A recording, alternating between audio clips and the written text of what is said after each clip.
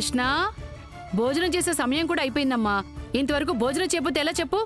కృష్ణ, కృష్ణ, కృష్ణ, అమ్మా కృష్ణ, ఎక్కడికి వెళ్ళుంటుంది? కృష్ణ,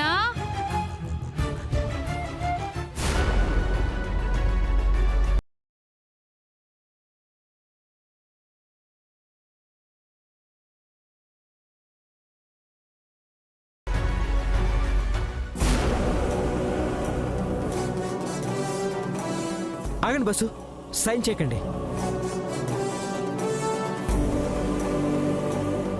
అదిగో కృష్ణ మేడం వచ్చేస్తున్నారు.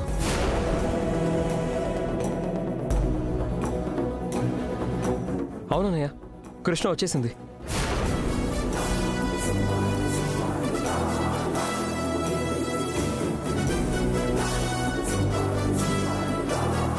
ఎక్స్క్యూజ్ మీ సార్, మీరు ప్రాజెక్ట్ విత్డ్రా చేసుకుంటున్నారని తెలిసింది. ఎందుకో చెప్పగలరా? ఎస్ కృష్ణ గారు, మీరున్నప్పుడు కొటేషన్కి ఇప్పుడున్న కొటేషన్కి చాలా డిఫరెన్స్ ఉంది. కొన్ని ఇష్యూస్ కూడా ఉన్నాయి. లేదు సార్, అంతా ప్రాపర్గానే ఉంది.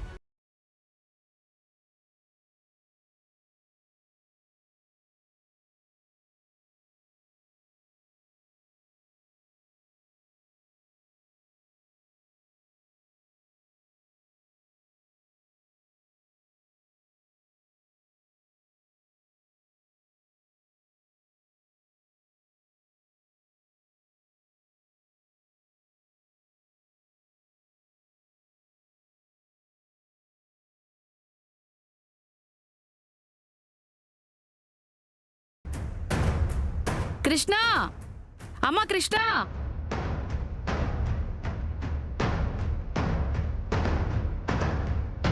ఇప్పుడు చెప్పండి, ఇంకా మీకు డౌట్స్ ఉన్నాయా? గ్రేట్ కృష్ణ గారు, అంతా క్లియర్గా ఉంది. మీది కంటిన్యూ చేస్తాం.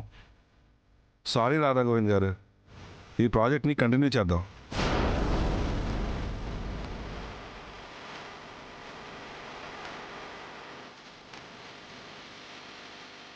వస్తాం రాధా గారు. వస్తాం రాధా గారు.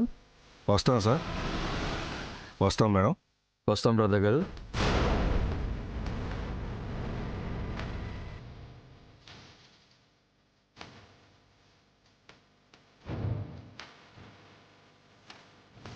Thank you so much Krishna. పోయింది అనుకున్న ప్రాజెక్ట్ మళ్ళీ నీ వల్ల తిరిగి వచ్చింది. Thank you madam. మీ మేలు మన ఎంప్లాయీస్ ఈ జన్మలో మర్చిపోరు. ఈ కంపెనీ మీకెప్పుడూ రుణపడే ఉంటుంది.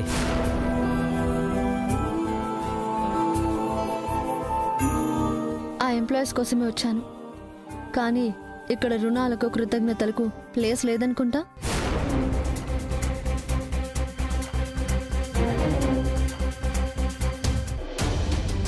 నేనెంత చెప్పినా వినకుండా కృష్ణ ఆఫీస్కి వెళ్ళిందా? ఇప్పుడు ఆయన ఇంటికి వస్తే ఎన్ని తిట్లు తిడతారో ఏంటో.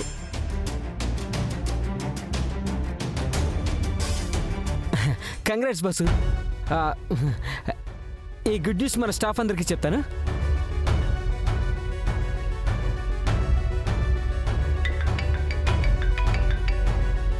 హలో, అవునవును అవును, ప్రాజెక్ట్ కంటిన్యూ చేస్తున్నాం.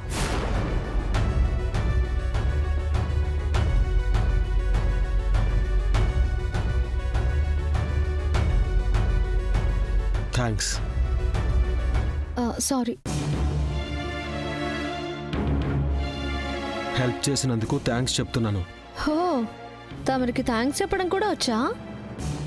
నువ్వు చేసిన హెల్ప్కి ప్రైజ్ ఎంతో చెప్పు, పే చేస్తాను. నేనేది ఫ్రీగా తీసుకోను, ఎవరి రుణం ఉంచుకోను. అవును, తమరి దగ్గర చాలా డబ్బులున్నాయి కదా, దేన్నైనా కొనగలరు. కానీ నేను డబ్బు మనిషిని కాదు, అన్నీ డబ్బు కోసమే చేయను. అయితే ఇదెందుకు చేసావు? నువ్వు లేకపోతే ఈ కంపెనీ క్లోజ్ అవుతుందని చెప్పడానికా? నా సాటి ఎంప్లాయీస్ కోసం చేశాను. ఒకప్పుడు నేను కూడా ఈ కంపెనీ ఎంప్లాయీనే కదా, ఆ కన్సర్న్తోనే చేశాను. అలా అని గొప్పలు చెప్పుకోకు. మీలా నా గురించి మాత్రమే ఆలోచించే స్వార్థం నాకు లేదు. సాటి మనిషి గురించి ఆలోచించే బుర్ర ఉంది. ఇప్పుడు నీ క్యారెక్టర్ గురించి నాకు అవసరం లేదు. అవును, క్యారెక్టర్ అసాసినేట్ చేసే వాళ్లకు నా క్యారెక్టర్తో పనే ఉందిలే. నీకు చాలాసార్లు చెప్పాను ఆ తప్పు నేను చేయలేదు అని. తప్పు చేయడం ఒక్కటే తప్పు కాదు, ఆ తప్పును మౌనంగా చూస్తూ ఉండడం కూడా తప్పే. గతాన్ని తవ్వుకోవడం నాకు ఇష్టం లేదు. బాగుంది, చాలా బాగుంది. ఆ గతంలోనే బతుకుతూ మళ్ళీ ఆ గతాన్ని తవ్వను అంటున్నారు. మీలాంటి ఎస్కేపిస్ట్ని నేనెక్కడా చూడలేదు. నీ అంత పొగరున్న వాళ్ళని కూడా నేనెప్పుడూ చూడలేదు. నాది పొగరు కాదు, ఆత్మవిశ్వాసం. నాది గర్వం కూడా కాదు, ఆత్మగౌరవం. ఇప్పుడేంటి, నువ్వు చేసిన హెల్ప్కి నేను తిరిగి హెల్ప్ చేస్తానంటే వద్దంటావు, అంతేనా? నేను మీకు సాయం చేయలేదు, నా సాటి ఉద్యోగులకు చేశాను. That's it. నేను వచ్చిన పని అయిపోయింది, వెళ్ళొస్తాను. మొండి, చెప్పిన మాట వినదు. అంత ఈగో ఎందుకో.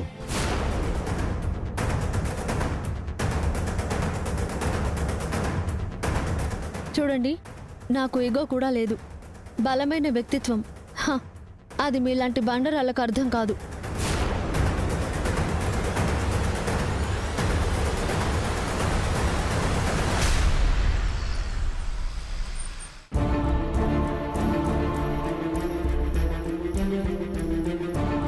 ఏంటి డాడీ, అన్నయ్య వదిన్ని వదిలేస్తుంటే చూస్తూ ఎలా ఊరుకున్నావు?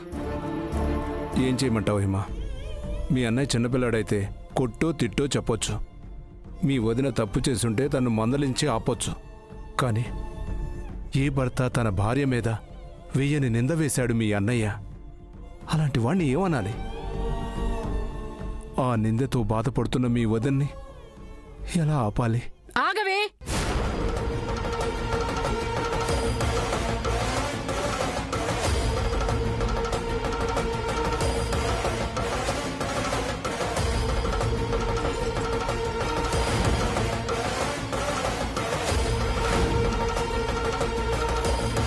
ఎక్కడికెళ్ళి వస్తున్నావు?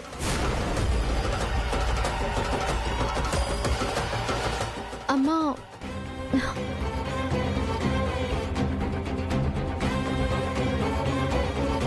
మా ఫ్రెండ్ వాళ్ళ ఇంటికి. అబద్ధాలు చెప్పకు.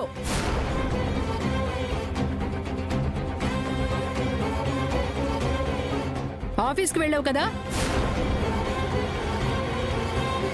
అంటే అమ్మా, సిగ్గు లేకుండా ఎలా వెళ్ళావే? ఏ మొహం పెట్టుకుని వెళ్ళావు? ఎవరిని ఉద్ధరించడానికి వెళ్ళావే? నువ్వు తన భార్యవే కాదన్న ఆ మనిషి కోసం వెళ్ళావా?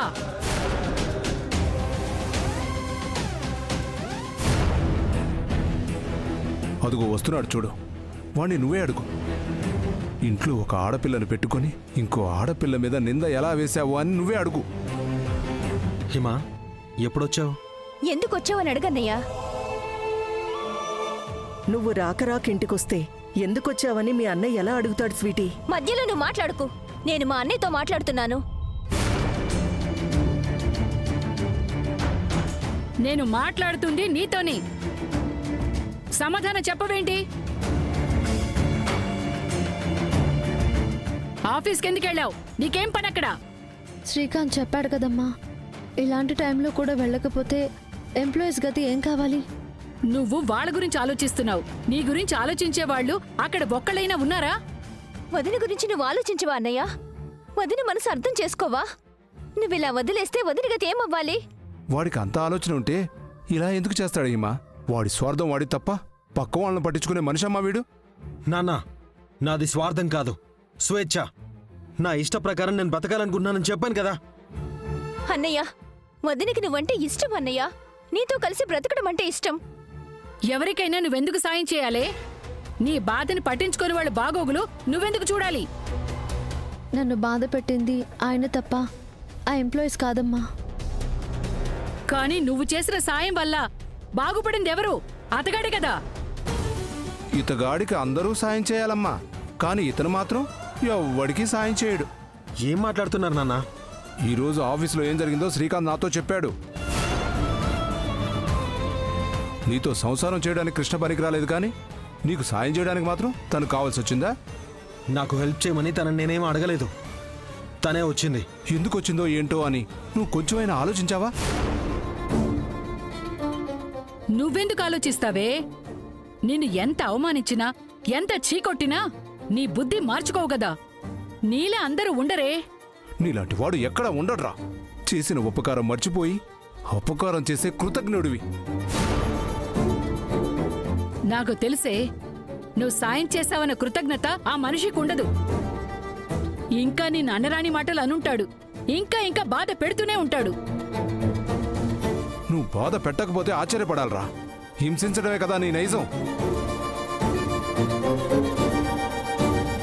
కాటు వేస్తుందని తెలిసి కూడా పాముకి పాలు పోసొచ్చావు. ఈ విషయం మీ నాన్నకి తెలిస్తే నిన్ను నన్ను మామూలుగా తిట్టరే, మెడపెట్టి బయట.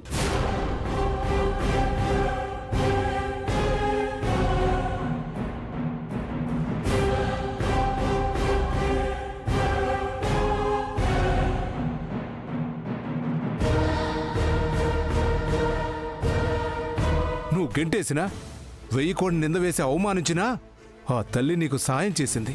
నీ కిరీటం కింద పడకుండా కాపాడింది.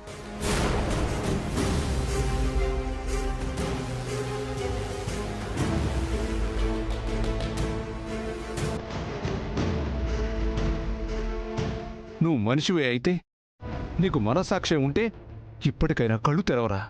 కరుణేషు మంత్రి అంటూ నీ వ్యాపారంలో సహాయం చేసి, క్షమయా దరిద్రి అంటూ నీ విషయంలో సహనం చూపించి నువ్వు తలెత్తుకునేలా చేసిన ఆ మహా ఇల్లాల్ని మళ్ళీ వెళ్ళి తెచ్చుకోరా. అయిపోయిందా? ఇంకా చెప్పేదేమైనా ఉందా? ఏం చెప్పమంటావయ్యా? ఈ రోజు ఇదేం చేసిందో తెలుసా? తెలుసు. గుమ్మం దగ్గర ఉండి అంతా విన్నాను. వింటున్నాను కదా అని మీ పాటికి మీరు చెప్తూనే ఉన్నారు. కాస్త నేను చెప్పేది కూడా వినాలి కదా. చెప్పాల్సిన అవసరం లేదమ్మా. నువ్వు ఏ తప్పు చేయలేదు. ఇంకా నన్ను గర్వపడేలా చేశావు. నాన్నా, తను నన్ను ఇన్సల్ట్ చేయడానికి అలా చేసింది. తను లేకపోతే నా కంపెనీ మూతపడిపోతుందని నాకే వార్నింగ్ ఇచ్చింది. నీలా ఎవ్వరూ చేయలేరు తల్లి. ఎంతో గొప్ప మనసు ఉంటే తప్ప సాటి మనుషుల గురించి ఆలోచించరు.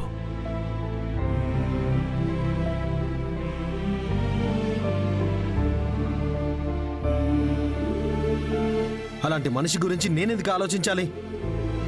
అయినా నా గురించి తప్ప నేనెవ్వరి గురించి ఆలోచించను. మనతో పాటు మన తోటి వాళ్ళు కూడా బతకాలన్న ఆలోచన చాలా గొప్పదమ్మా.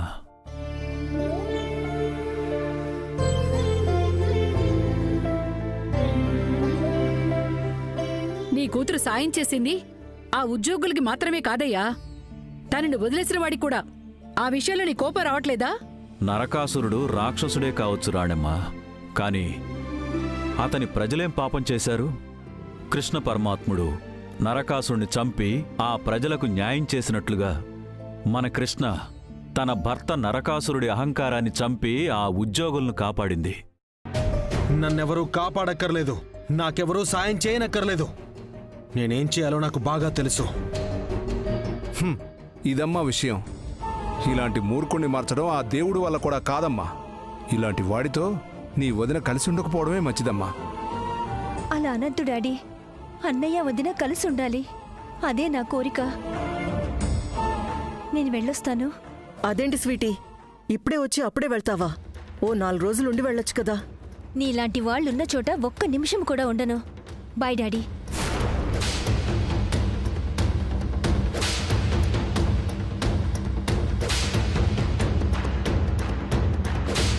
మీరేమంటారోనని చాలా భయపడ్డాను నాన్న.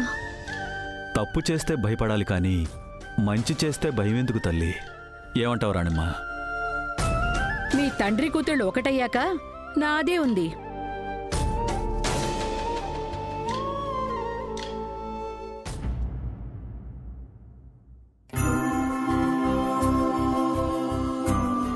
అంటే ఇంత జరిగాక కూడా కృష్ణ ఆఫీస్కొచ్చి రాధా గారికి సాయం చేసిందన్నమాట. అవును విష్ణు, కృష్ణ రాదేమో, ప్రాజెక్ట్ పోతుందేమో అని, కంపెనీ మూతపడుతుందేమోనని చాలా భయపడ్డాం. కృష్ణ టైంకి వచ్చి అందరినీ సేవ్ చేసింది. దాని మనసు నాకు తెలుసండి.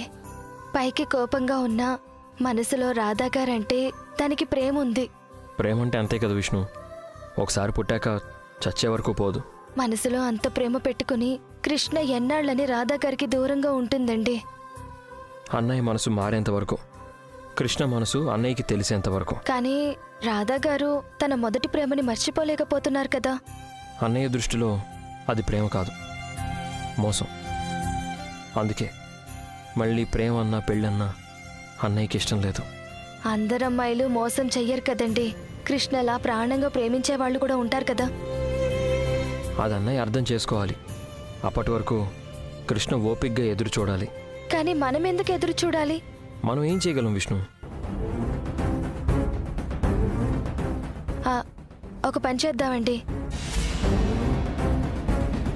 గుళ్ళో స్వామీజీ ఉన్నారు కదా, ఆయనకు రాధాగారి జాతకాన్ని, కృష్ణ జాతకాన్ని చూపిద్దాం. వాళ్ళు ఎప్పుడు కలుస్తారో అడుగుదాం. మనసులు కలిసి మనుషులు కలవాలే కానీ జాతకాలు మనుషుల్ని కలుపుతాయా విష్ణు? అలా అనకండి. ఎవరిని ఎప్పుడు కలపాలో ఆ దేవుడికి తెలుసు. దేవుడు రాసే మన తలరాతల్ని జాతకం అంటారు. ఆ జాతకాన్ని బట్టి రాధా గారు కృష్ణ ఎప్పుడు కలుస్తారో తెలుసుకోవచ్చు కదా.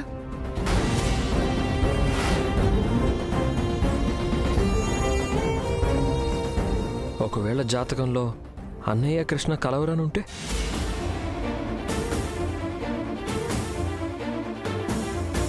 ఎందుకు కలవరు? కలవని రాతే ఉంటే వాళ్ళకి పెళ్ళవుతుందా? పెళ్లి చేసుకొని కూడా విడిపోయిన జంటలు ఉన్నాయి కదా విష్ణు. కానీ ఈ జంట విడిపోయేది కాదండి. ఎలాగైనా వాళ్ళు కలవాలి.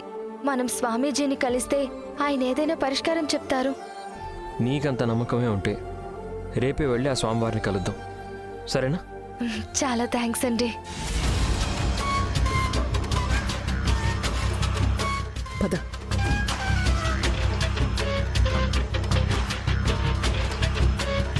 అంటే ఇప్పుడు విష్ణు శ్రీకాంతులు కలిసి తెగిపోయిన రాధాకృష్ణుల బంధాన్ని కలిపే బ్రిడ్జ్ అవుతారన్నమాట. అది జరగడానికి వీల్లేదు మేడం. నేనేమన్నా పిచ్చిదానిలా కనిపిస్తున్నానా? అంత కష్టపడి దానికి అక్రమ సంబంధం అంటగట్టి ఆ కృష్ణని రాధ నుండి దూరంగా పోయేలా చేసింది ఈ విష్ణు శ్రీకాంతులు కలిసి వాళ్ళిద్దరినీ కలపడానికా? వాళ్ళు అలా చేస్తుంటే నేను చేతులు కట్టుకొని చూస్తూ ఉంటాననుకుంటున్నారా? వీళ్ల ప్రతి కదలిక మీద ఒక కన్నేసుంచు. మిగిలింది నేను చూసుకుంటాను.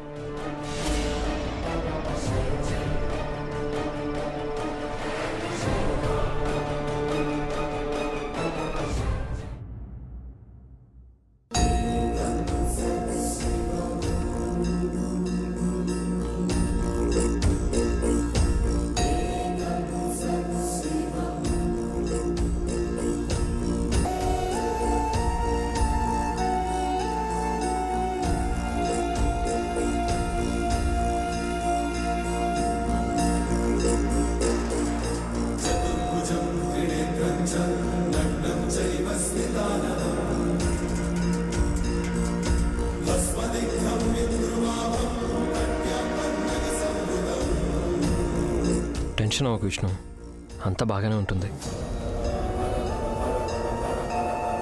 అబ్బాయి జాతకంలోనూ అమ్మాయి జాతకంలోనూ ఎలాంటి దోషం లేదమ్మా.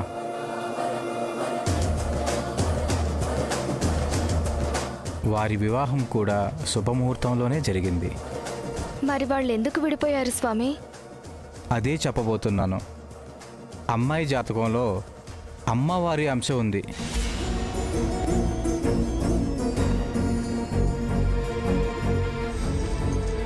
అలాగే అబ్బాయి జాతకంలో శివుడి అంశం ఉంది.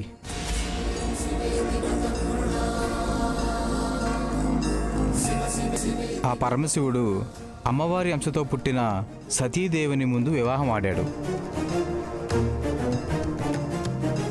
సతీదేవి మరణంతో కొద్ది రోజులు వాళ్ళకి ఎడబాటు కలిగింది. ఆ తర్వాత సతీదేవి పార్వతీదేవిగా పుట్టి తపస్సుతో పరమశివుణ్ణి మెప్పించి పెళ్లి చేసుకుంది. అలాగే వారి జాతకంలో కూడా కొద్ది రోజులు వియోగము ఎడబాటు ఉన్నాయి. శివుడి అంశతో అబ్బాయి కోపిష్టి అయితే అమ్మవారి అంశతో అమ్మాయి శక్తి స్వరూపిణి.